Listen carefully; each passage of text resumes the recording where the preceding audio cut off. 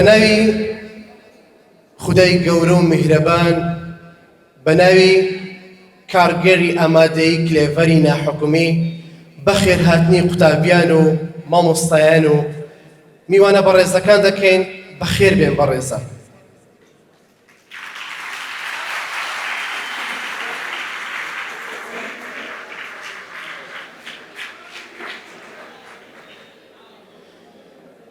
دوای ئەو سەرکەوتنانەی ئامادەیی کلێڤەر لە ساڵانی ڕابردوو بەدەستی هێناوە، بۆ ئەم ساڵیش هەڵدەستێت بە سازدانی ئاهەنگی سەرکەوتن بۆ قوتابیانی پۆلی 12ی زانستی بۆ ساڵی 2024 بۆ 2025. ڕێوڕەسمی ڕێزلێنانەکە بە هاتنی قوتابیان دەست پێ دەکات. با بفەرمون چەپڵەکانتان بە چەپڵەکانتان پێشوازیان لێ بکەن و ڕازاوای بکەنەوە ئاهەنگا.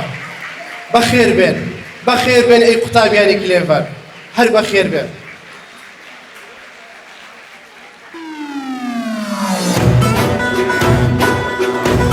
چەپڵەکانتان قوتابیان، چەپڵەکانتان بۆ ئەو قوتابیانەی کەوا لە قوتابخانەی کلێڤەر ئاسێکی ناوازە و پڕشنگداریان پێشکەش کردووە. ئەوانەی کەوا لەوەی کوردستانن، ئەوانەی کەوا داهاتوی وڵاتەکەمان دیاری دەکەن، ئەو قوتابیانەی کەوا ساڵانێک خزمەت دەکەن. ئەی بەخێر بێن قوتابیانی کلێڤەر، بەخێر بێن ئاهەنگەکەتان ڕازاوەتر بێن، بەخێر بێن. چەپڵەکانتان نەوەسێنن، تکایە تکایە چەپڵەکانتان ساڵانێک خزمەتیان بە. ئافەرن ئافەرن. چەپڵەکانتان چەپڵەکانتان بۆ ئەم قوتابی عەزیزانە. ئەمانە نەوەی قازی محەممەدن، ئەمانە نەوەی ئەم میلەتەن، ئەمانە نەوەی ئەم وڵاتە پڕشنگدارن. و هەروەها بێتەوە قوتابیەکانمان ئەم ساڵ ئاسێکی ناوازەیان پێشکەش کردووە.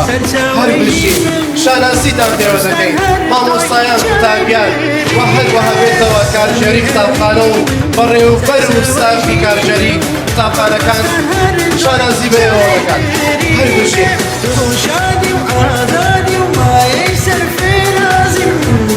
بەخێر بێن، بەخێر بێن. ئەگەر دەزانن ئەمڕۆ ئێوە چیتان پێشکەش دەکرێت و چیتان کردووە، لەوانەیە ئێمە زۆر دڵخۆش بین بەم بابەتە. بەڵێ زەن ئامادەیی کلێڤەری ناحکومی لە ساڵی 2015 دامەزراوە. ئامادەیەکەمان ساڵانە بە باشترین مامۆستا و ستافی کارگێڕی پێشوازی لە قوتابیان دەکات. ئەنجامەکانمان سەلمێنەری بەڵێنەکانمانە. ساڵانە پۆلی قوتابی لە ئامادەیەکەمان کۆلێژی بەرز بەدەستێنن. پیرۆزە، پیرۆزە کلێڤەر، پیرۆزە. بۆ ئەم ساڵ توانین ئاسێکی بەرز لە ساڵانی ڕابردوو بەدەست بهێنێ. چەپڵەکانتان بۆ کلێڤەر و چەپڵەکان بۆ خۆتان زۆر سوپاس. دەستان خۆش.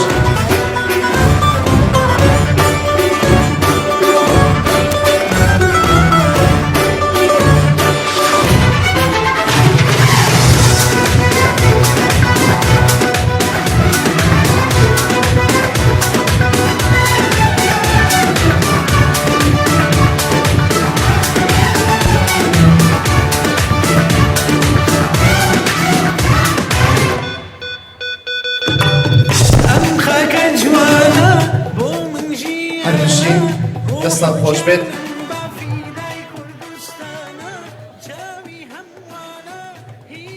ئێستاکە هەموو قوتابیان، ستافی کارژێڕی، مامۆستایان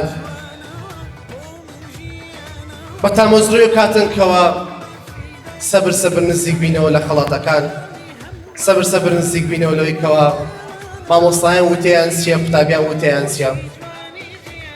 من داواکارم لە مامۆستا و سەرپەرشتیاری قوتابخانەکانی کلێڤەر مامۆستا ڕێبوار بێت بفەرمێت بۆ سەر ستەیج بە وتە جوانەکانی، بە وتە ڕازاوەکانی کوێڕایەڵ بن بزانە مامۆستاسی دەڵێت و شانازی پێوە بکەن چەپڵەکانتان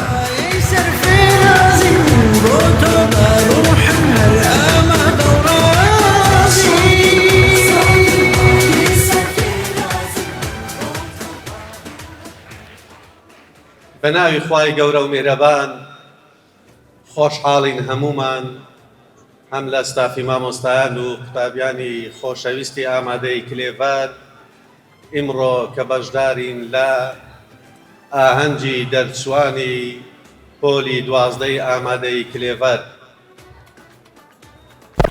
دیارە جێی شانازیە کە 4 ساڵ لەسەر یەک بێوەستان ئامادەی کلێڤەر توانیویەتی قوتابیانی پۆلی 12 بە ئەمانەتەوە زۆرترین نمرەی بەرز بە ڕێژەیەکی بەرچاو ئەوەیان زۆر گرنگە هەم دەرەجەی بەرز هەم بە ڕێژەیەکی زۆر بەدەست بێنێت. دیارە 4 ساڵ لەسەر یەک بێوەستان نمرەی زۆر بەرز و بە ڕێژەی زۆر وا ئاسانیە ڕاستی پێویستی بە بەرنامە و پلانی زۆر ورد هەیە کە هەمومان بەیەکەوە کارجێڕی مامۆستا بەڕێزەکان قوتابیان داک و باوک بەیەکەوە توانیومانە بە ژینگەیەکی گونجاو ڕەخساندنی ژینگەیەکی لەبار ئەو پلانە بەیەکەوە بگەینە ئامانج. بۆیە سوپاسی یەکەیەکەی کارجێڕی و مامۆستا بەڕێزەکان و قوتابیان دەکەین. و بۆ قوتابیە بەڕێزانەش کە ئیمساڵ پۆلی 12 بوون و لەوانەیە کۆ نمرەیان بە دڵی خۆیان نەبوو بێت چاوەڕێی زیاتریان کرد بێت کۆتایی ژیانیان نییە دەتوانن لە کۆلێژەکان خەرەبووی ئەوە بکەنەوە 4 ساڵی ترتانە پێشە لەوێ نمرەی بەرز چاوەڕێتانەکات. ڕوشمان لەو قوتابیە بەڕێزانەیە کە ئێستا پۆلی 12 خۆشەویستان چۆن ئێستا بە دڵخۆشیەوە ئەو قوتابیە بەڕێزانە دەبینن بەرهەمی ساڵێکیان نەفەوتا بە نمرەی بەرز کۆتای هات چەندە دڵیان خۆشە. ئێوەش دوای چەند مانجێکی تر ئەلێرە بە هەمان شێوە هەمان مەشەد دەبینەوە جا هەوڵدەن هەمووتان یەکێک من لەوانەیە کە کۆ نمرەی زۆر بەرزتان هەیە. بۆیە دووبارە و سێبارە سوپاسی هەموو مامۆستا بەڕێزەکان دەکەن کە جێی دەستخۆشین جێگای خۆشحاڵی ئێمەن و سوپاسی قوتابیە بەڕێزەکانش دەکەین کە هەمووی هاوکارن و مامۆستا بەڕێزەکانیش ئاگادارن بۆ ئیمساڵیش کە دەبێتە ساڵی پێنجەم خۆمان ئامادە کردو بە ڕێژەیەکی زیاتر و بە نمرەی زیاتریش ئینشاڵڵا هەموو یەکتر دەبینینەوە. دووبارە و سێبارە بەخێر بێن گەورەتان کردین سەرچاوانمان زۆر سوپاس.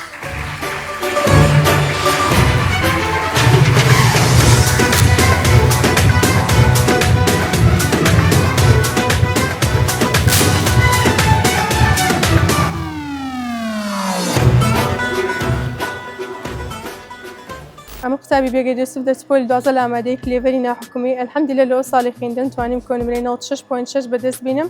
سوپاسی بە پێیانم ئاڕاستە مامۆستایەکان دەکەن کە یارمەتیدەرێکی زۆر باشمان بوون. من قوتابی وەفا عەدنان ئەم ساڵە پۆلی 12 توانیم کۆنمرەی 96 بەدەست بینم لە ئامادەی کلێڤەری ناحکومی. زۆر سوپاسی مامۆستایەکان دەکەم هەمیشە هاریکارمان بین و لەگەڵمان بین یارمەتیدەرمان بین.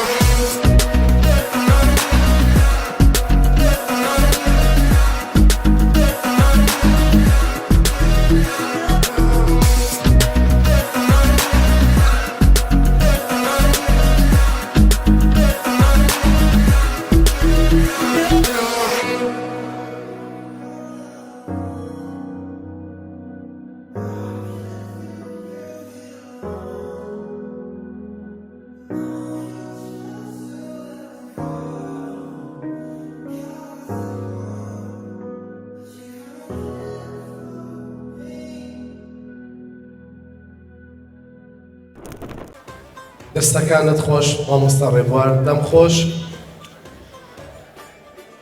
ئێستاش داوا لە مامۆستای بەڕێز و خۆشەویست مامۆستا فەیسەڵ دەکەم کەوا بێتە سەر ستەیجەکە و چەپڵەکاتە بە مامۆستا فەیسەڵ بۆ وتە جوانەکانی هەر بژی مامۆستا فەرموو.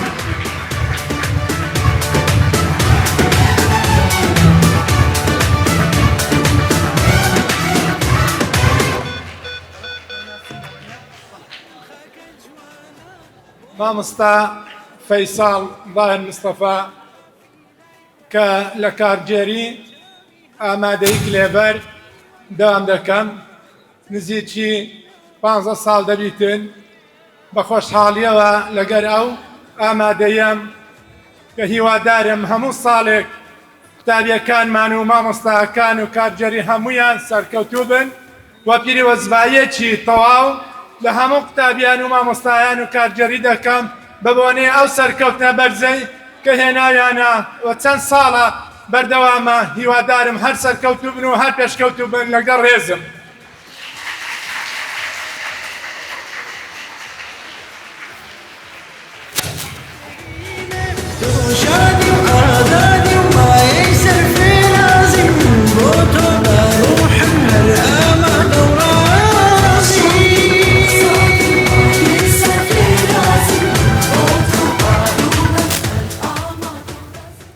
زۆر سپاس مامۆستا فەیسەڵ. بەڕێزان خۆشەویستان قوتابیان، ئێستاکەش کاتی وتەی قوتابیانە،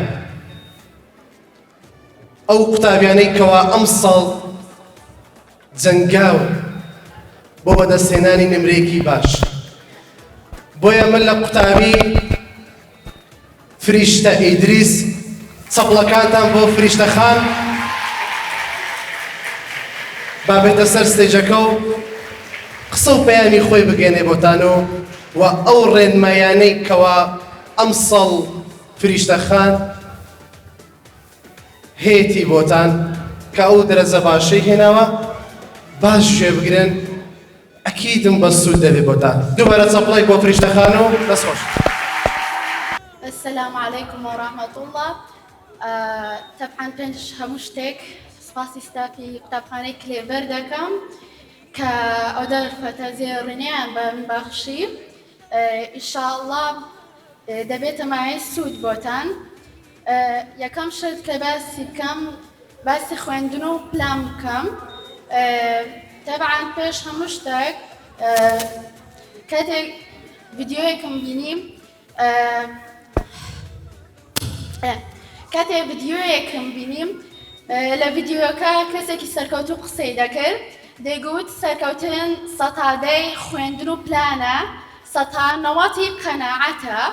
بەڕای منیش ئەو شتە زۆر ڕاستە، بەڵام خوێندەکە چەندە سەتا دەبی بەڵام هەر زۆر گرنگە.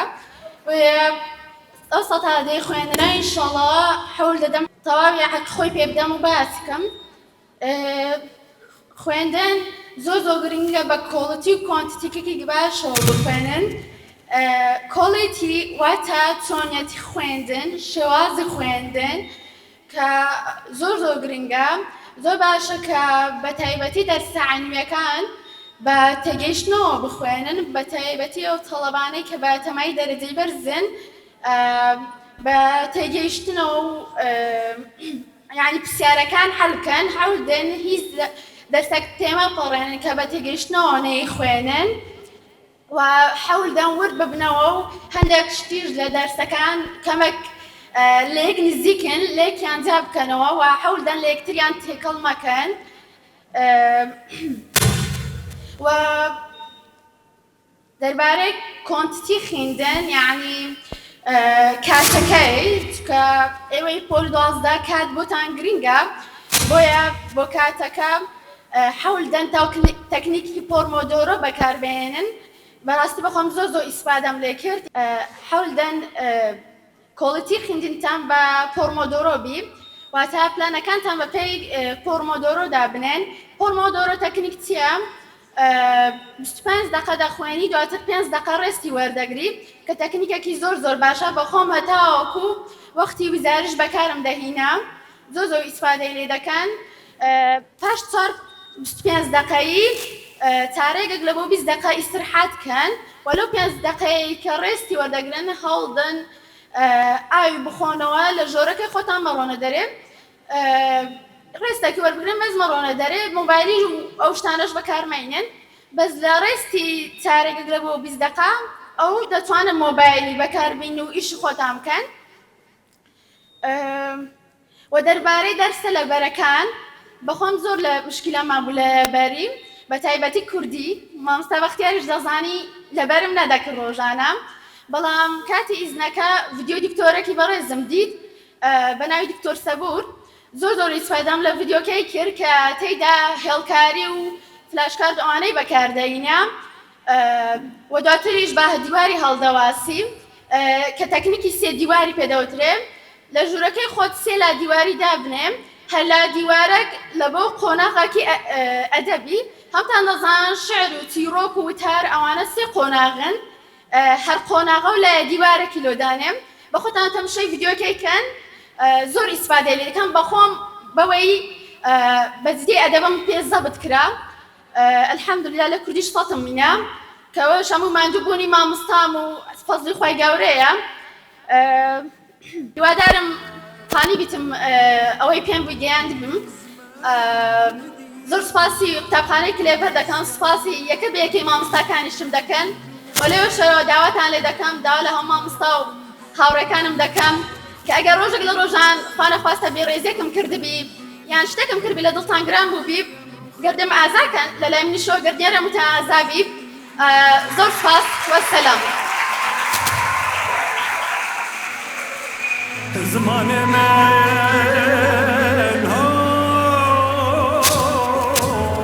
بنزارة باي كردم زمانم كردية من خەڵکی کوردستانم بەکەلتور سەبڵەکانتان بۆ قوتابی فریشتە ئیدریس هەر بژیم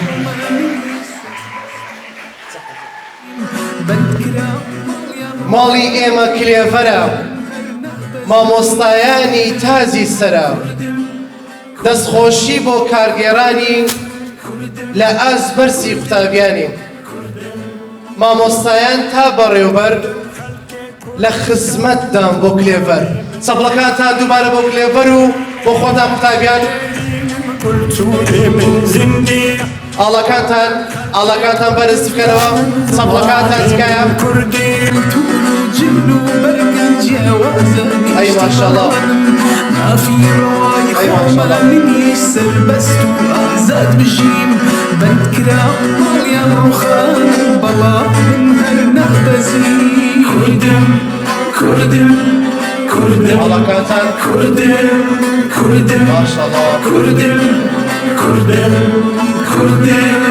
كردم خلقي كردستان زماني من كردية خدان ولا تقديرين بكل سوري من زندية كردم خلقي كردستان زماني من كردية خدان ولا تقديرين بكل سوري دەستان خۆش مامۆستایان مافی ئەوم هەبوو کەوە بە قوتابیان ئەو قوتابیانێکەوە ئاستێکی بەرزیان پێشکەش کردو بە تایبەتی ئەو تەلەبانەیەکەوە ئەمڕۆ کە ئەوتانە پێشکەش دەکەن پێیان بڵین دکتۆر و دکتۆرە سەبڵەکانتان بۆ دکتۆرەکان سەبڵەکانتان بۆ داهاتووی وڵاتەکەمان سەبڵەکانتان بۆ ئەو کەسانێکەوە سوێندی یاسایی دەخۆن کەوە گیانی مرۆڤان بپارێزن دڵنیام لەوەیکەوە سوێندی یاسایی لەوەش دەخۆن کە وڵاتەکەمان بپارێزن و سەری کوردستانەکەمان بەرزکەن و بە تایبەتی ئەو مامۆستانێ ئەمڕۆکە خزمەت دەکەن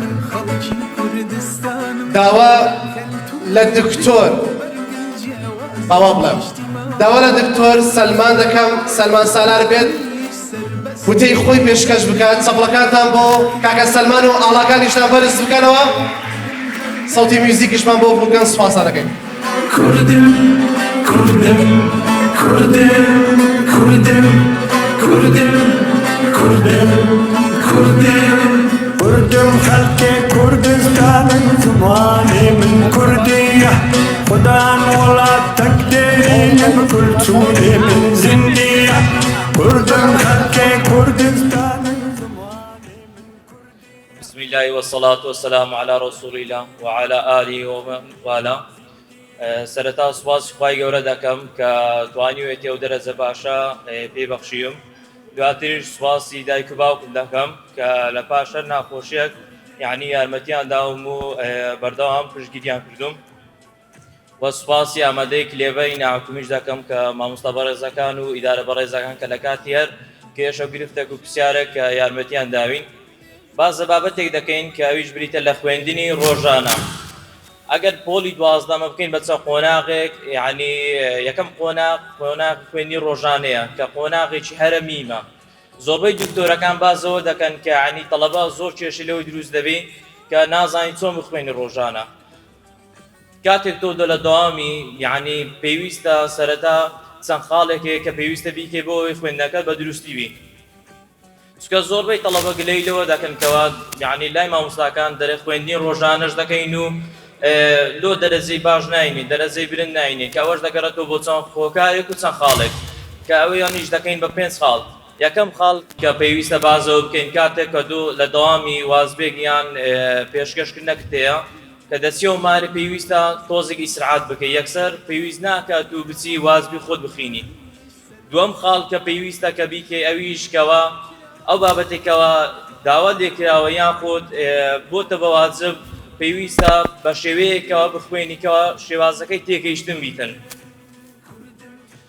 چکە تو کە لەبەری بکەی یعنی زوو لە بیری دەستەوە لەوانێ بە ڕۆژێک دابنیشی هەر لەبەری بکەی بە 2-3 سەعات لە پاش کە سپێنێت دەوامت دەست پێ دەکاتەوە لە بیری دەچی. بەس بۆ نمونە تو ئەگەر ئەو شێوازێکەوە پێت دراوە بە شێوازێکی تێگەیشتن و دروست بخوێنی کەم لە بیری دەستەوە کە ئەوەش یعنی چەندین نمونەمانێکە لە بۆ دکتۆر و مهندسەکان کە هەر ئەویان کردووە یعنی بە شێوازێکی تێگەیشتن خوێندیتیان لە بیریان نەچووە.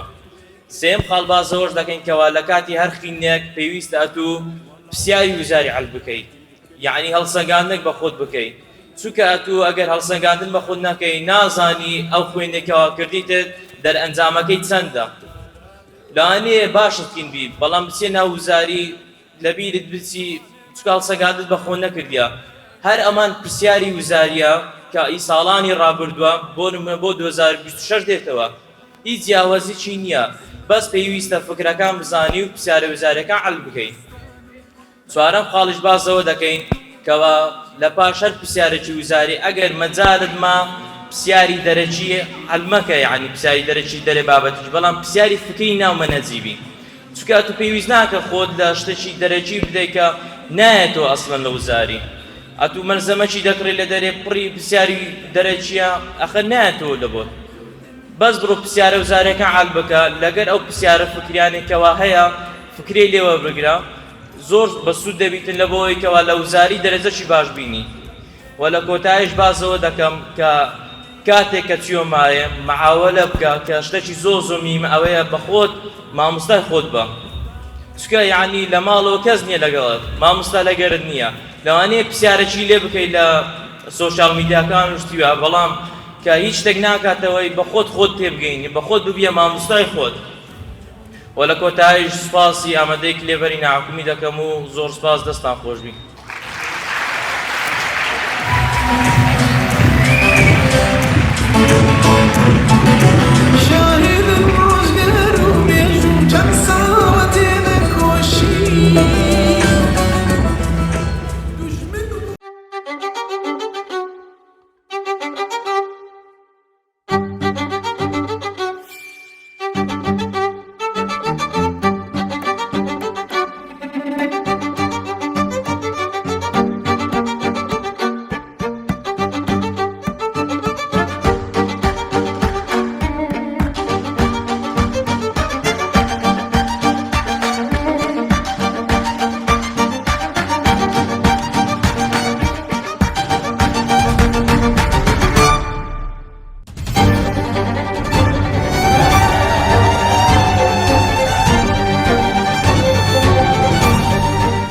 ئێستاکەش داوا لە قوتابی نەما با پێی بڵێن دکتۆرە دیە عوسمان دەکەین با بخوێنێتە سەر ستەیج بە چەپڵەکانتان. بە ئاڵاکانتان بەرزکردنەوەی ئاڵا جۆ لەم دکتۆرەیە بگرم بزانە قسەکانی بۆ ئەوی بەڕێزیان فەرموو. سەرەتا بناوی خی گەورە و مهرەبان سڵاوی خواتان لێبێت. من قوتابی دیاسمان الحەمدوللا توانیم ئەم ساڵ پۆلی 12 ببڕم بە نمرەیەکی باش. ئەوەی کە ئەمەوێ باسی بکەم باسی شێوازی خوێندنتان بۆ ناکەم لە بەرەوەی فریشتە باسی کرد و هەروە هەر کەسە و شێوازی تایبەت بەخۆی هەیە و ئەوە بۆ خۆی باشتر ئەزانێت کە چی بۆی گونجاوە.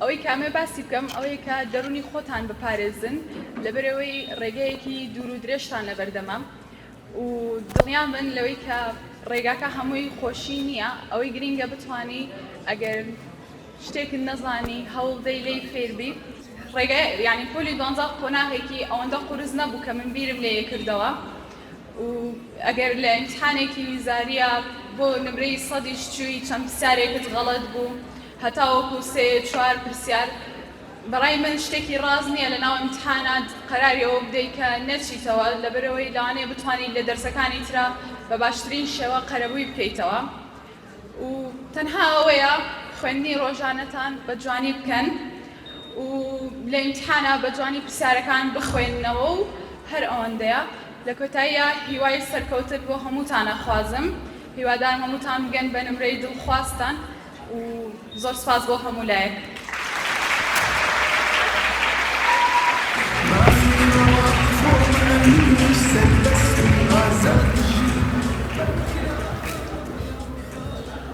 دەستخۆش دکتۆرە دیە ئێستاش داوا لە دکتۆر ئەحمەد دیندار دەکەم بێتە سەر ستەیج و سەپڵە بەهێزەکانتان بۆ دکتۆر هەر بچین.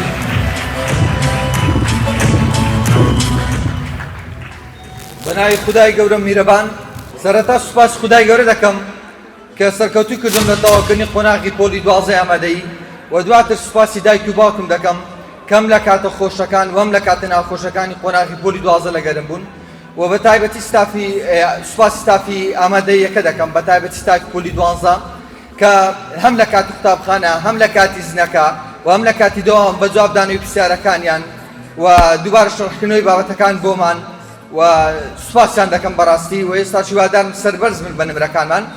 ئاگازمونی خۆم گەرمەوە لە قۆناغی پۆلی 12 بیخەمە چەند بابەتێک لەسەم بابەتانە بدوێم. بەڕاستی سەرەتا پێشەچی ئەوە باسکەم هەوڵ و مادووبوون بەڕاستی بۆم لە خودای گەورە دەفەرمێت ئینە لئینسانە ئیلا ما سعى واتە مرۆڤ بە هەوڵ و مادووبوونی دەگات بە ئامانجەکانی ئاگادار بە هەر هەوڵدانی ئەمڕۆتە و هەر هەوڵدانی ڕۆژانەتە لە پێش تاقیکردنەوەکانە بە تایبەتی ئەوانن دەتگەێنن بە ئامانجەکانت نەخوێندنت خوا نەخواستە. و ئەگەر بابەتێکی دووری باسکەم کە خۆم زۆر گرفتم لەگەڵ بۆ ئەوش خەوتن بەڕاستی خەوتن گرفتی بۆ دروستکردم. خەوتن لە پێش تاقیکردنەوەکان بەباشی زۆر داوالی دەکە تەرکیزت زیاد دەکات بۆم لە زۆر جار پرسیارەکان بۆم لە کاتێک 50 پرسیارە چەندی پرسیار زیاتر بێ ڕۆڵی تەرکیز زیاتر دەبێت تەرکیز بۆ زیاتر دەکات زۆر جار پرسیارێ قوتابی لێ هەڵدەکەیت بۆ خۆم پرسیاری تەرکیزین دەبێت تۆی نمرە ڕۆشتن لە پرسیارێکی ئاسان و خەوتن باشخەوتن لە پێش تاقیکردنەوەکان یان لە پێش داوامی ئاسایی کە لە مەکتەب دەیکەیت وارد دەکە لە بابەتەکان باش تێبگەیت و کاتێک دەگەیتەوە ماڵەوە لە بابەتەکە باش تێبگەیت و بە ئاسانی تەواو بکەیت ئەمەش کاتە بۆ ڕێدەگەڕێتەوە و لە بابەتەکە زوو تەواو دەبی. و ئەگەر بابەتی چ باسکەم ئەوش ترس و قەلەقی بەڕاستی ترس و قەلەقی زۆر قوتابیەتی لە تەواوی بۆ منە لە کاتی قوتابخانە یان لە کاتی وزاری ترس و قەلەقی زۆر داوای دەکە بۆم لە قوتابی ئەو ساڵ ئەنگۆ کە کوردی و عەرەبیتان بۆ داخلە بڵێن وەڵا کوردی عەرەبی بۆ منە عەرەبی بڵێ مانا دێتەوە یان لە کوردی ئەدەبەکەی گرانە ئاگادار بە پشت بە خوددا بەستە هەوڵی خۆت بدا دنیا بە خودای گەورە بۆی دادەنێ باشترین شتە. و ئەگەر ترس و قەلەقی باسکەم لە کات تاقیکردنەوە بۆ منە من لە تاقیکردنەوەی فیزیاوم لێهات دوو پرسیارەکەم دیت یەکەو سەر وا بڵێم ئەژنۆ بشکا یەکەو چەند دەبزانێ و دوو سوالە نازانم وا لێ کرد بەڕاستی لە تەواوی تاقیکردنەوەکە خراپ بم. ئاگادار بن هەر پرسیارێکتان بینی یانە پرسیارێکتان بینی کە نایزانن وا دامنێ هەر نەدیتووە هەموو پرسیارەکان بخوێنەوە و دواتر بە تایبەتی بۆی دانیشە و زۆردا ترس و قەلەقەوە لێ دەکات بۆ قەلەقی لە سۆماکاڵە دەکەی پرسیارەکە بەڕاست داناوە دەبین لە سۆماکاڵت کردووە ئەوەش نمرە لێ دەڕۆ گوناحە و نمرانە لێ بڕۆ. و ئەگەر بابەتی سوود باسکەم پرسیاری قورس زۆر جار تەڵەبە خۆی بە پرسیاری قورس خەریک دەکات یان پرسیارێک دەزانی مامۆستا دەڵێن نایەتەوە ئەو پرسیارانە بۆم لە کات قوتابخانە بۆم ساعتێک 2 ساعتی پێ دەدەی بچی دوو هەڵبژانی کە حەلکەی بە زۆر باشترە و دووبارە دەڵێمەوە سوپاس بۆ گوێگرتنتان.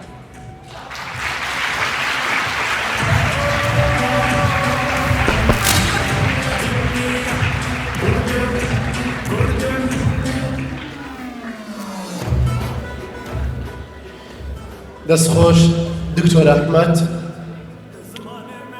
بە چەپڵەکانتە نای ئەو قوتابیەی وا دەیخوێنمەوە ئاستێکی ئێزگار باشی هێناوە دەرەجەیەکی ئێزگار بەرز ئەویش دکتۆر داناس شێروانە چەپڵەکانتان بۆ دکتۆری بەڕێز بەخێر بێی دکتۆر.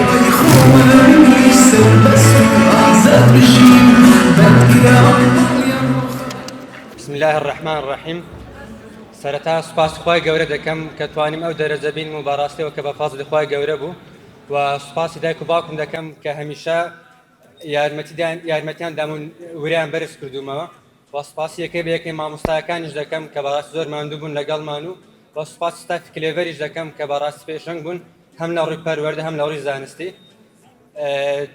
دەمەوێت شازی خوێنتان بۆ باسکەم دوای تەوەکل لەسەرخوا بەڕاستی هەر لە سەرتاوە زۆر مەزەمە و مەزەم لە خۆم خڕ نەکردەوە و لە دوو مامۆستا خصوصی نەبووم و یوتیوب ئانم بەکارنێنەوە کە بەڕاستی کات کوشتنە و لە زەرەی قوتابیە و بەڕاستی گرنگی بە خەوتنیش بدەن لەوانەیە قوتابێک بڵێ کە من زیاتر دەخوێنم و شەوێ درەنگ دەنوم لەوانەیە زیاتر بخوێنە بەڵام غەڵەتە لەوانەیە کەمتر بخوێنی بەڵام تەرکیز لەسەر بێوەتر بخوێنی دەرەجەیەکی بەرزتر دێنی.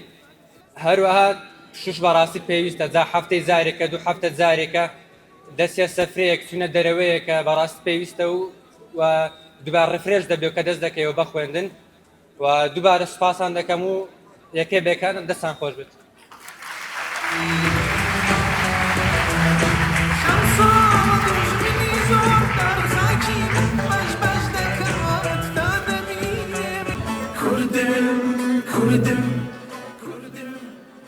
دەست خۆش دکتۆر. داوا لە دکتۆر محەممەد کوردی دەکەم بێتە سەر ستەیج بۆ پێشکەشکردنی وتەکانی.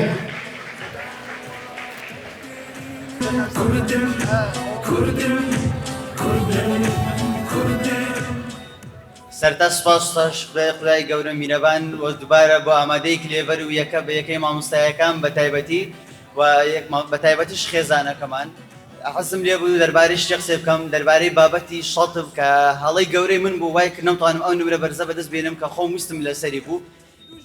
داوام لە هەموو قوتابیانە کە سەرەتا بیانوێ بستنە پێشاری لە کاتی ئیزنەکە نەک هەر لە ئیمتحان وزاریدا لەو کاتێکە لە ئیزنەکە داوا دەکەم 100% خۆیان حازرکەن ئایا بابەتەکە شەڵت دەکەن یان نا. چونکە من یەکێک لەو دەرسی مامۆستا بەختیار بوو یەکێک لەو دەرسانە بوو کە 100% ئامادە بووم بچم پێشەنجی لە دەرسی مامۆستا ئیسماعیل یەکێک لەو دەرسانە بوو کە 92 میلیۆنە لاحیا بەڵام کە هاتمەوە لە کوردی 100% خۆم حازر کرد بوو ئەوەی وای کرد دەرسێنم 5 دقەی پێش خۆڵی ئیمتحان بوو ترس و قەلەقیەکی وام گرت یعنی بەخۆم لە خۆوە فکری شەڵ بووم کە دەمێشتی شەڵ بگەم شەڵ بنەکەم کە چوومە ناو زاری نزیک لەوانەیە 36 پرسیارێکم جوابدا بۆ کە لە 100% ئەکید بووم ڕاستن بەس ئەوەی وای لێ کرد قەلەقیەکە لە ناو ئیمتحان وای لێ کردم شەڵ بکەم شەڵ بنەکەم ئەوە وای وستی گەورەی من بوو کە نەمتوانی ئەو دەرەجە پێویستەی لێ بینم کە قەدەری خوای گەورە شەراوها بوو الحەمدولیلا پێش ڕازین ئەوەی وستی خوای گەورە بێ هەر لەسەر دەبی یەکە لەو غەڵەتانەی کە وای کرد من دەرەجەی بەرزی لێ نینم شەڵبی کوردی بوو کە دەمویست بیکەم و نەیکەم لە دەرسی مامۆستای ئینگلیزیش هەرا شتم یاد مامۆستا سەرکەوت هەمان هەستم لۆ دروست بووە کە پێشەنجی دەرسەکانی بیرکاری و عەرەبی هەمووی لە 86 بەسەرەوە بوو بەس ئەوەی وای کرد کە دەرەجەی تەواو نینم ئەو شەدبانە بوو کە ترس و قەلەقی 5 دقە حەزم لێ هەموو تەڵەبەک پێشوی بستە ناو وزاری بزانیت لە چ غەڵەتی هەیە چونکە پارساڵیمە ئەلەوێ کە دانیش بوونەمەش ینی قسەی تەڵەبەکانی پێش خۆمان کە ئەزمموی 12یان هەبوو بە هەدەرمان وەرنەگرت نەمانزانی ئەو غەڵەتانی وان چییە کە نەدەبامە بیکەین ئێستا هەموو ئەو 12 کە ئەو ساڵ 12 ئەو قسانەی مە بە تەواوی تێناگەن هەتا ئەو غەڵەتی کە نەیکەن ناشزانن چییە و هیوادارم هەموو ئەو تەڵەبانەی کە لێرپانە بە تایبەتی 12کان جێ لە 2 دکتۆر بگرن کە لە کاتی ئیزنی کە ئیسفادەیەکی زۆریان بۆ منەوە یەکە لەو دکتۆرانە دکتۆر شکار و دکتۆر محەممەد کە بەجددی دەتوانن توانێت پێویست بدەن بە قوتابیان هانیان بدەنەوە بۆ ئەوەی باشتر بن لە دەرسەکان هەم خودی خۆشیان و لە کۆتایی تا سوپاس شتەش بخوای گەورەم ئامادەی کلێڤەر الحەمدولیلا بەو دەرەجەیان.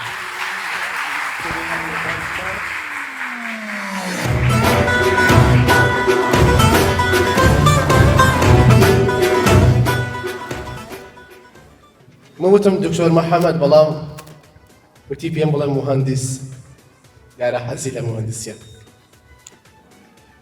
ئیتر ئەزان خۆشەویستان قوتابیان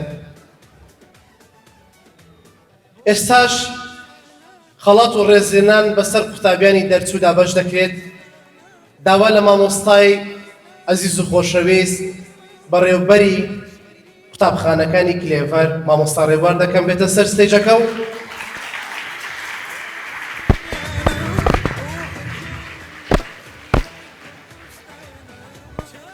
ئێمە لە یەکەمینەوە دەست پێ دەکەین قوتابی فریشتە ئیدریس عەلی بە کۆنمرەی 98.86 توانی یەکەمی سەرئاسی قوتابخانەی ئامادەی کلێڤەر بێت سەپڵەکانتان بەرزکردنەوەی ئاڵاکانتان بۆ ئەم قوتابیە دەستخۆشیت لێ دەکەم دەستخۆشی دکتۆرە فریشتە مامۆستایان ئێوە شاناسی پێوە دەکەن هەڵبە دوایە ئەکیدەوە سەربەرزیە بۆ کورد و کوردستان و ئاروە ئێوە ئێرز و خۆشەویست و قوتابخانەکەشە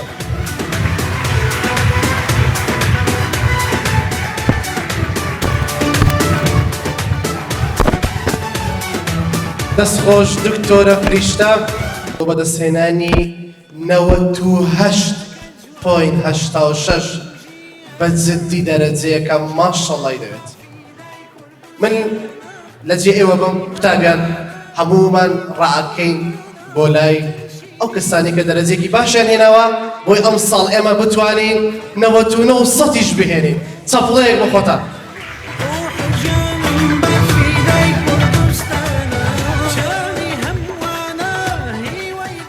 ئێستاکەش داوا لە دکتۆر ڕەوا دەکەم ڕەوا ڕزگار قادر بە کۆنمرەی 98.66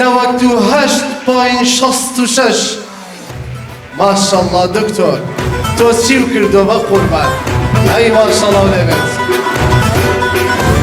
بەرزکردنەوەی ئاڵاکانتان بۆ ئەم مەڕاستیمە جوانە بۆ ئەم قوتابیە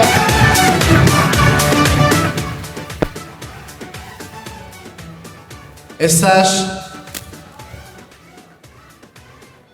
بە چەپڵەکانتان بۆ دکتۆر داناس شێروان کەریم بە کۆنمرەی 98.56 دکتۆر گیان بەخێر بیت هەر بژی سەرکەوتوو بی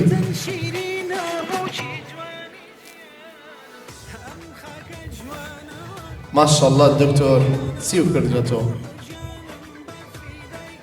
98 ئێوە دەزانن 98 چ دەرەجەیەکە سوێن بۆ خوایە کە ئێمەی بەرزین بۆ تاکە خوایەوە ئەزانم خۆم ئەهەمێناوە ئەوەنە دڵم پێی خۆشە ماشەڵڵا کە من دەرەجەیەکە خوێنمەوە 98 ئەبێ ئەو چماندووبوونێکی بینی بێت چ شەون و خونیەکی کرد بێتە قوربانی ئەم بابەتە هەر بژی دکتۆر ئێستاکەش داوا لە من بە هەمووتان دڵم دکتۆر چونکە ئەوەی هاتووە دەرەجێشی کەم نییە بۆیە ئەم جاریان دکتۆر محەممەد فەرهاد عەبدوڕەحمان بە کۆنمرەی 97.76 هەر بژی دکتۆر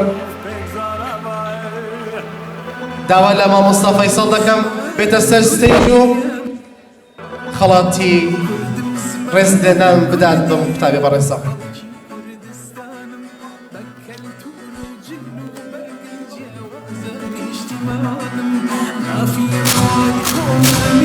سربست وازاد بجيب بذكرى يا رخام بابا منا رزي كردم كردم كردم مامۆستا فەیسەر هەڵ لەگەڵمان بە داوا لە مامۆستا شێرزاد دەکەم مامۆستا شێرزاد بفەرمە بۆ سەر ستێج بۆ خەڵاتی ڕێزدێنان بەو دکتۆرانە مامۆستا زۆر شانازیان پێوە دەکەی ئەکیدم داوا لە دکتۆرە دیە عوسمان دەکەم بە کۆنمرەی 97.12 توانویەتی سەری ئێمە و بەڕێوەبەری قوتابخانەی کلێڤەر و کارژێران و مامۆستایانی بەرزکاتەوە دەست خۆش دکتۆرە.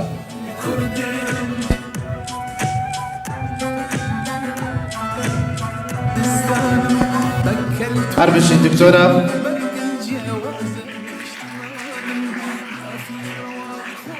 داوا لە دکتۆرە دانیا ئیدریس عەلی دەکەم بە کۆنمرەی 96.32 ئەم ئاستە باشەت ئەم دەرەجە باشەت هێناوە. ماشەڵڵا.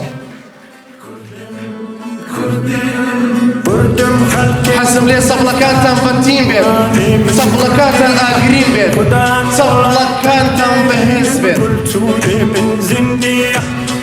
دەست خۆش دکتۆرە، دەست خۆش مامۆستا شێرزاد. داوا لە مامۆستا هیوا دەکەم بێتە سەر ستێج بۆ خەڵاتی ڕێزدەدان بەو دکتۆرە ئەزیز خۆشەویستانە و بەو دکتۆرە بەڕێزانە. داوا لە دکتۆرە بێگەرد یوسف سەعدی دەکەم کا بە کۆنمرەی 96.33.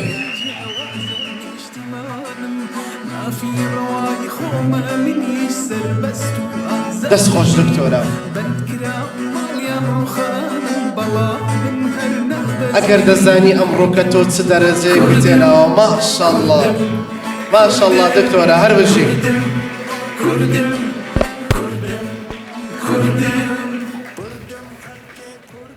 داوا لە دکتۆر ئیناس تارق مەحموود دەکەم بێتە سەر ستەیج. دکتۆرە ئیناس بە کۆنمرەی 96.19 توانێتی ئەم دەرەجە بەرزە بهێنێت.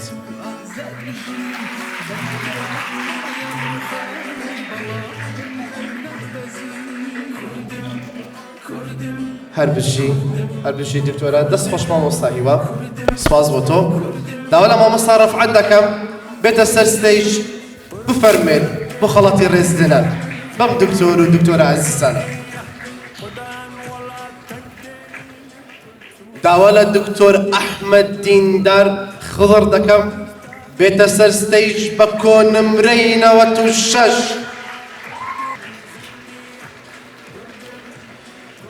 قوتابیانی پۆلی 12 ئەم ساڵمان وام قسەم بۆ پۆلی 5ەکان و 4ەکانیشە بە تایبەتی بۆ 12ەکان. چێژ لەم بابەتانە ببینن، چێژ لەم دیمەنانە ببینن. ساڵێکی تر ئێوە لەسەر ئەو ستەیجان. بۆیە سەفڵەکان بۆ خۆتان و بۆ ئامادەبووتان.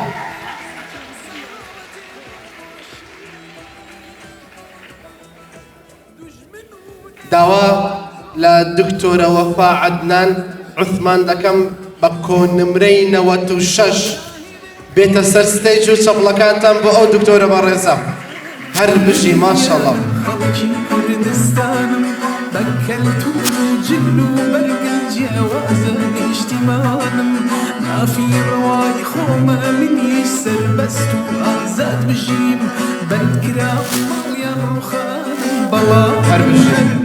بژی چەپڵەکانتان بۆ ئەو دکتۆرە بەڕێزە. دەست خۆش مامۆستا ڕەفعەت بۆ ئامادەبوونت. داوا لە مامۆستا ئیسماعیل دەکەم بێتە سەر ستەیج بۆ خەڵاتی ڕێزلێنان بۆ ئەم دکتۆر و دکتۆرە بەڕێزانە. هەر بژی مامۆستا. دکتۆر سەلمان سالار تۆفیق بە کۆنمرەی 95.27. ماشەڵڵا لەم دەرەجەیە. چێژی لێ ببینن. ساڵێکی تر ئێوە لەسەر ئەم ستەیجان، ساڵێکی تر مامۆستایان و هەروەها کارژێری قوتابخانێکی لێبەر و بە گشت ئەندامانیەوە شانازیتان پێوە دەکەن. چێژ لەم بابەتانە ببینن، چێژ لەم دیمەنانە ببینن قوتابیان. زۆر سپاس مامۆستا ئیسماعیل.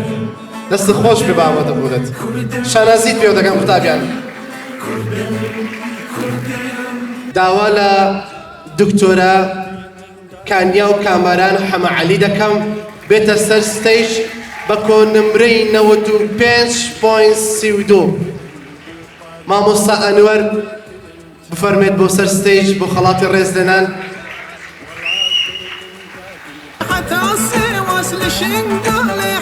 هەر بشین.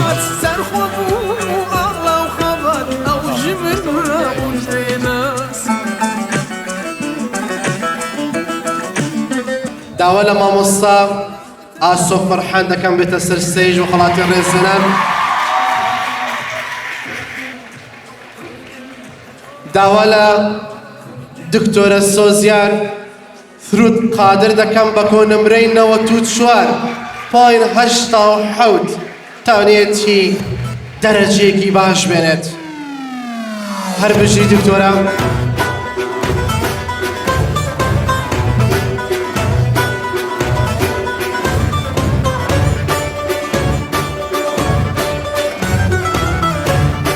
قوتابیان و مامۆستایانی سەریان پێت بەرزە دکتۆرە. دەستان خۆش بێت. داوا لە مامۆستا خۆشەوی دەکەم بێتە سەر ستێج بۆ خەڵاتی ڕێزدێنان. فەرموو مامۆستا خۆشەوی.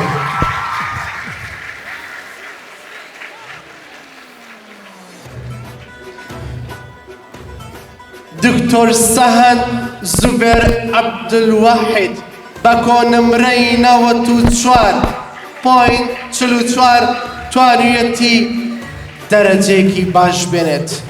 هەر بژی دکتۆر سەهەند.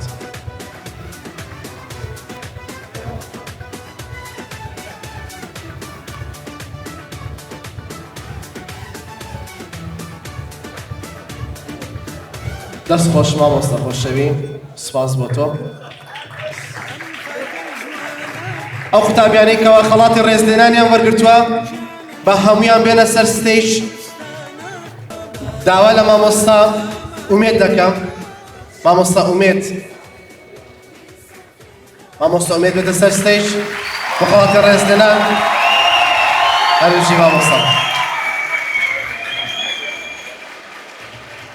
دکتۆر ئارپاک ئارام ئەمیر بە کۆنمرەی 93.7 توانێتی دەرەجەیەکی باش بێنێت و سەری ئێمەش بەرز بکاتەوە. هەر بژی دکتۆر ئارپاک.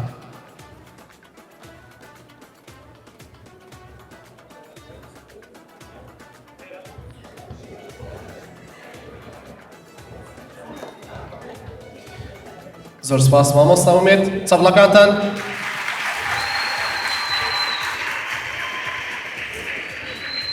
داوا لە مامۆستا حوسێن دەکەین. مامۆستا حوسێن. ئەوەیە جوو مامۆستا. هەر بژی مامۆستا حوسێن. دکتۆر ئاکام فاضڵ زاهیر بە کۆنمرەی 92.59 توانێتی دەرەجەیەکی زۆر باش بێنێت. هەر بژی. هەر بژی دکتۆر ئاکام.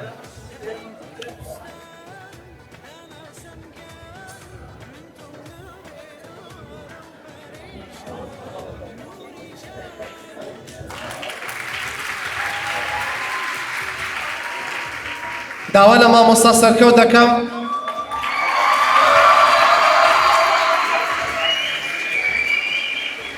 بێت بفەرمێت بە خەڵاتی ڕێزدێنان بۆ دکتۆر مستەفا ڕەضوان عومەر بە کۆنمرەی 92.22. هەر بژی دکتۆر گیان. هەر بژی. ئەزانێت چەندێک دڵخۆشم. ئەزانێت کەوا چەندێک شانازی دەکەم شان بەشانی ئەم دکتۆرە بە ڕێزانە وەستاوم ئەمڕۆکە لێرە. زۆر شانازیتان پێوە دەکەم. زۆر دڵخۆشم کە ئەبینم ئەمڕۆکە ئێوە دەبینم لێرە. چیتان کردووە ئەی هەوار. زۆر سپاس مامۆستا سەرکەوت. داوا لە مامۆستا شۆڕش دەکەم بێتە سەر ستێج بۆ خەڵاتی ڕێزدێنان بۆ قوتابیان. هەر بژین. دکتۆر یوسف پشتیوان عومەر بە کۆنمرەی 92.16 با بێتە سەر ستێج دیارەکەی خۆی وەرگرێت. دکتۆر گیان فەرموو. هەربژین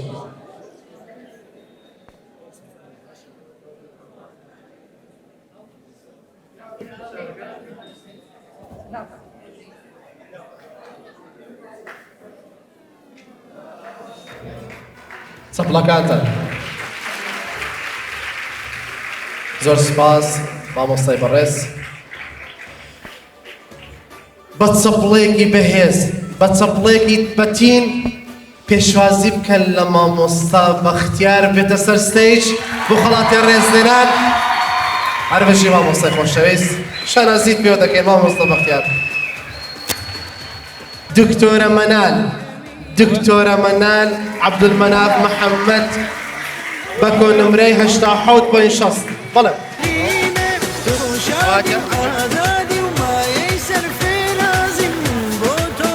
هەربژین ئەو وێنێ دەمێنێتەوە بۆ یادگاری بۆ مێژووی قوتابخانەکەمان کەوە ئەبینن دکتۆرەکانمان لەگەڵ دکتۆرەکان چیان کردووە دەرەجەیەکی باشیان هێناوە هەڵبەت وایە داوا لە مامۆستا جەیلان مامۆستا جەیلان بفەرموو بۆ خەڵاتی ڕێزلێنان بۆ قوتابیەکانت کە ئەمڕۆ پلەی دکتۆرایان هێناوە داوا لە دکتۆر نەهید جەلیل جەبرائیل دەکەم کە بفەرمێت بۆ خەڵاتی ڕێزلێنانەکەی بە کۆنمرەی 85.48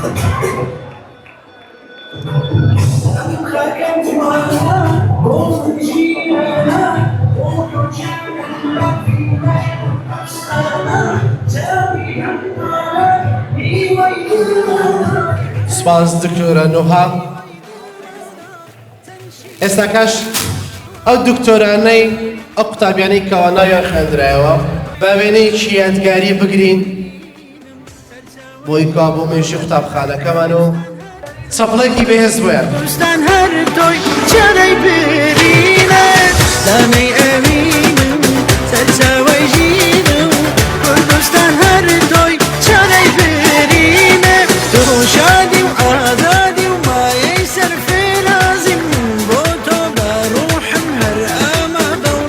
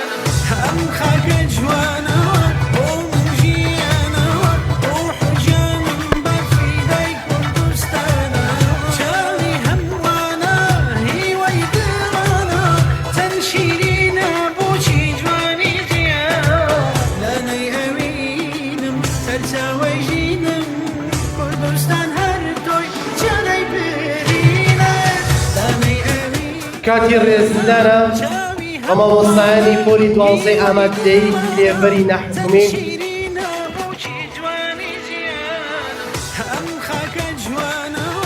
با لە مامۆستا خۆشەوی دەستێکە مامۆستای بیکاری داوا لە مامۆستا ڕێبوار دەکەم بێت بفەرمێت بۆ سەر ستەیج خەڵاتی ڕێزلێنان بدات بە مامۆستا خۆشەوی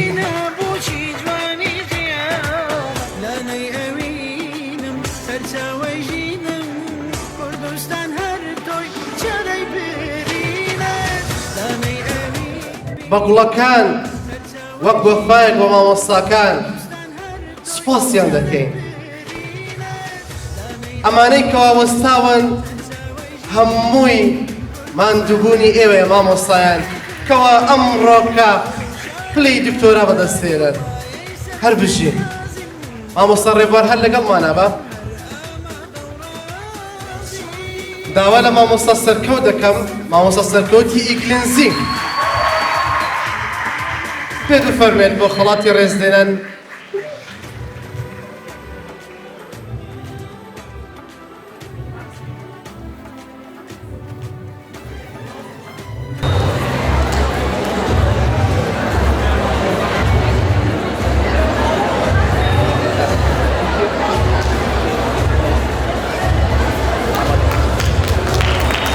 هەر بژین دەست خۆش مامۆستا ڕێبوار هەر بژی مامۆستا سەرکەوت داوا لە مامۆستا فازیل دەکەم بێتە سەر ستەیج بۆ خەڵاتی ڕێزلێنان مامۆستا بەختیاری کوردی مامۆستای بەڕێز و بەرز با بێتە سەر ستەیج بۆ خەڵاتی وەرگرتنی ڕێزلێنانەکەی هەر بژین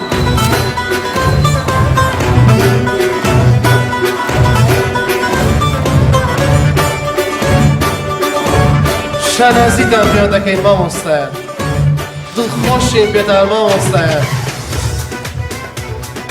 ئێوە توانا و هێزی ئێمەن هەر بژی مامۆستا بەختیار چەپڵە بەهێزەکانتان بۆ مامۆستا بەختیار و دەست خۆش مامۆستا فەیسەڵ مامۆستا فەیسەڵ هەر لەگەڵمانە بە داوا لە مامۆستا ئیسماعیل عەلی دەکەم بێتە سەر ستێج بە خەڵاتی ڕێزلێنان کەوا سپاس کراوە لەلایەن قوتابخانەی کلێڤەرەوە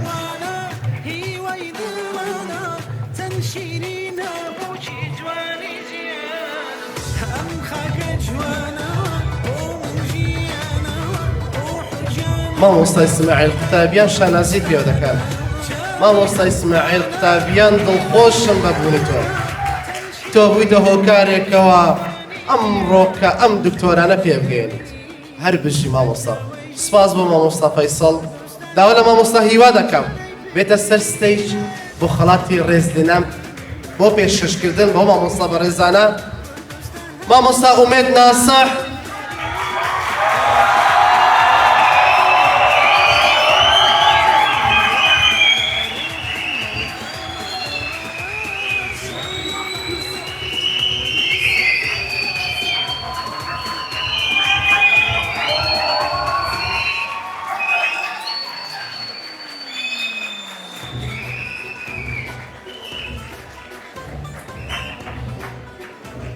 داوا لە مامۆستا ئەنوەر مامۆستای عەربی دەکەم بێتە سەر ستەیج بۆ وەرگرتنی خەڵاتی ڕێزلێنان هەر بژی مامۆستا ژیان تۆ چرا و ڕووناکی ئێمەی تۆ مامۆستا و پلەبەرزی ئێمەی تۆ ئاستی قوتابیەکان دیاری دەکەیت بە قوتابیەکان شانازیت پێوە دەکەن مامۆستا هەر بژی مامۆستا گیان دڵخۆشین بەبوونت هەر بژی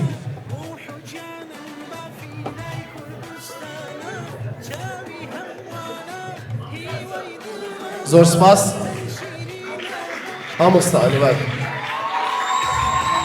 داوا لە مامۆستا ڕەفعەت دەکەم مامۆستا ڕەفعەت بێتە سەر ستێج بە خەڵاتی بە پێشکەشکردنی خەڵاتی ڕێزلێنان بە مامۆستای ئەزیز و خۆشەویست چرا و ڕووناکی ژیانمان ئێون مامۆستایان مامۆستا ئاسۆ فەرحان بێتە سەر ستێج بۆ وەرگرتنی خەڵاتی ڕێزلێنان لەلایەن مامۆستا ڕەفعەتەوە قوتابخانەی کلێڤەر شانازیتان پێوە دەکا مامۆستایان ئێوەن هۆکاری دەرچوون و ئاست بەرزی و کۆنمرەی بەرزی قوتابیان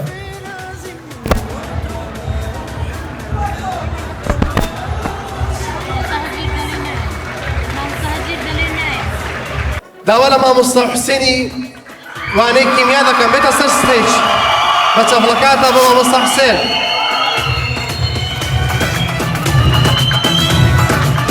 چەپڵە و ڕێزلێناتان بۆ مامۆستا حوسێن دەبینم بە گۆش و فرۆشەوەیە دڵنیا بن مامۆستا زۆر شانازی پێوە دەکات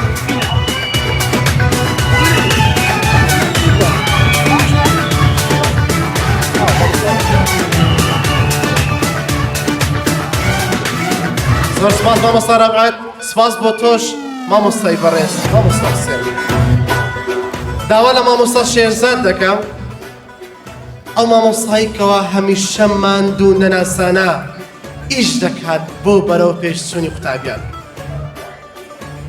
مامۆستا هەژیر قوتابیان پێشوازی تۆیان زۆر بە گەرمی لامی بە. داوا دەکەم مامۆستا هەمیشە گرنگی بۆ وارە بدەیت. سەرمان پێت بەرزە مامۆستای بەڕێز. هەستانەوەی قوتابیان بۆ مامۆستا هەژیری بەڕێز و خۆشەویست، ئەمە خۆی لە خۆیدا فەخر و شانازیە.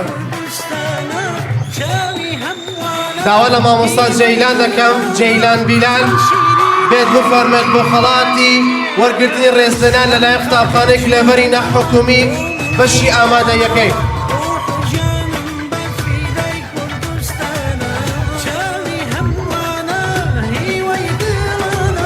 بەرزکردنەوەی ئاڵاکانتان زیاتر دیمەنەکە ڕازاوەتر دەکات. جۆش و خرۆشی ئێوە زیاتر ئێمە بەتین دەکات. تینی ئێمە زۆر بەهێزە، وەکو دەبینم قوتابیەکانمان لەسەر ستێج ئاگیری نمرەکان هەڵدەگیرسێنن.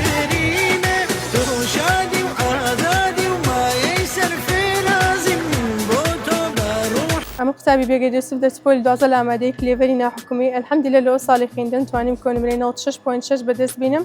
سوپاسی بەپیانم ئاڕاسی مامۆستایەکان دەکەن کە یارمەتیدەرێکی زۆر باشمان بوون. من قوتابی وەفا عەدنان ئەم ساڵە پۆلی 12 توانیم کۆنمرەی 96 بەدەست بینم لە ئامادەی کلێڤەری ناحکومیم. زۆر سوپاسی مامۆستایەکان دەکەم، هەمیشە هاریکارمان بین و لەگەڵمان بین، یارمەتیدەرمان بین.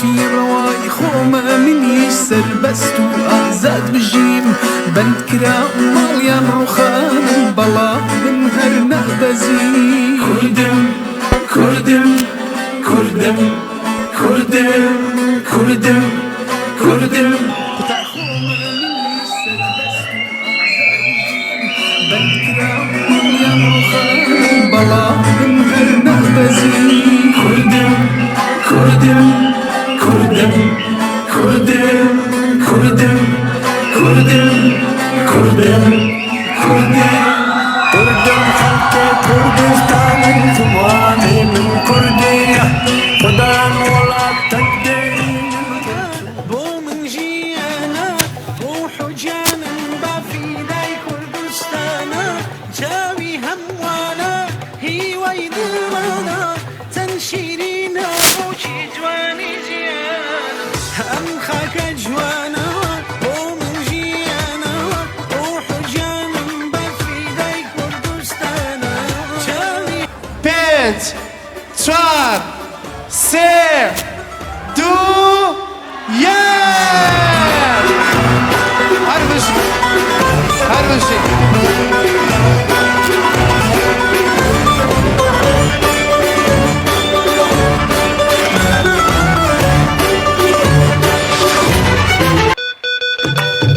أم خاك جوانا بو من جيانا بو حجانا بافي داي كردستانا جاوي هموانا هي ويدمانا تنشيرينا بوشي جوانا دەستا خۆش بێت.